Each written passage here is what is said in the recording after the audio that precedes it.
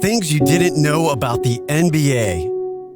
One thing I always wondered was, why did the Washington Bullets change their name to the Wizards? Well, it all started with one shotgun.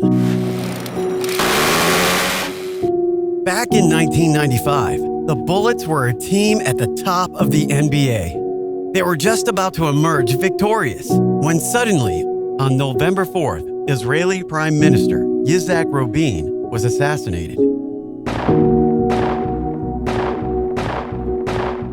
I know what you're thinking. What the F does this have to do with the NBA? Rabin was a close friend of Bullets owner Abe Pollin, and after he was killed, the name of the Bullets kept ringing in Abe's head. He could not convey that his franchise was named after something that killed his best friend. So soon after the funeral, Pollin announced that the Washington Bullets needed a change and said, "My friend was shot in the back by bullets. The name no longer suits the sports team." So in 1997, the party decided to leave the decision to the fans. The party opened the 1800 line in the community and allowed them to vote in 5 different ways. And if you ask me, these options, just imagine this Washington team could really be the Sea Dogs, Dragons, Expressions, or Stallions. You know I never liked the word Wizards, but, now I can see what fans had to choose. Eat and spend more. No matter if the fans talked to the Bullets, they became witches. Come here, little one.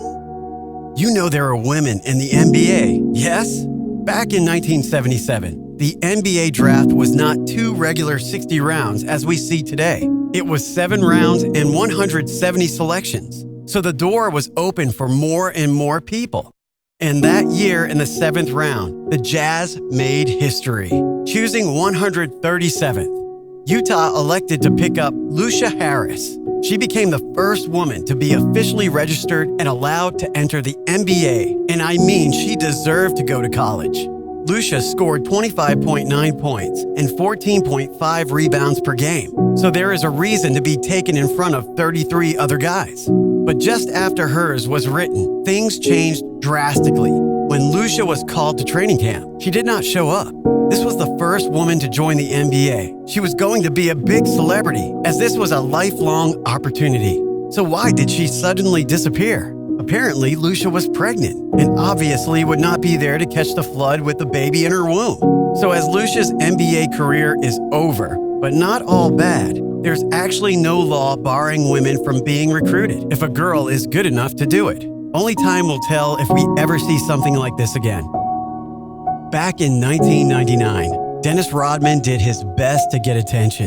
Dressed in his wedding dress and wearing a little makeup. The man even dyed his hair pink, and his attention did not stop at his appearance. See that the man wanted the most sacred jersey numbers. So respected. Rodman decided for me, -69. What else did you expect? Rodman was so determined at that number that his only requirement being signing with the Mavericks was to get the number 69. And if there was one joke team owner, his Mark Cuban. So he said yes. But there is one problem along the way. NBA Commissioner David Stern. When Dave heard of Rodman's new number, he didn't even have one of them. He put the hammer down and prevented Rodman from wearing it, and even though Rodman and Mark Cuban fought for it, he cruelly had no funny bone in his body. So no one could change his mind, and with that, 69 came down as the only jersey number banned in NBA history. There is a change being considered by the NBA right now, and this decision will change basketball forever. I'm talking about a 4-point line. A few years ago, we saw players like Steph Curry, LeBron, Damian Lillard, and Trae Young take 3 points deeper than any other player in history. But why? You can just get closer to 10 feet, and your life becomes easier in a way. Apparently, the teams were forming a 4-point line. According to ESPN's Malika Andrews, the 76ers, Hawks, Nets, Bulls, and Bucks were the first teams to use a 4-point line in their training ground, and each team would have a new line 5 meters behind the 3-point line. So even with no pointer official in an NBA game, teams prepared players for when they could arrive. It would be fun.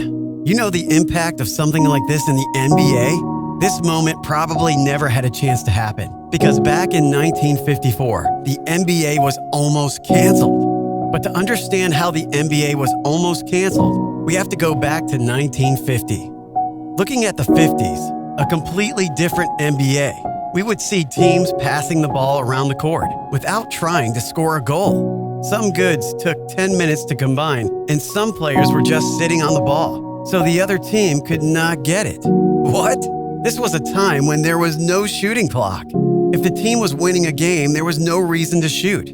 I mean, there was a game between the Pistons and the Lakers that ended literally 19-18. That's a total of 37 points in a 48-minute game. Imagine for a second you were transported into the karmic-driven world of Earl. To make matters worse, the NBA went from 18 teams to 9. If something was not done quickly, the NBA would actually end. So the NBA heads started to work, and they all got together at the bowling alley. Anyway, they had to talk because, their jobs were on the line, and after reading some math, they got the answer. When they look deeper into analytics, they find that the more points a team gets, the more people want to look at them.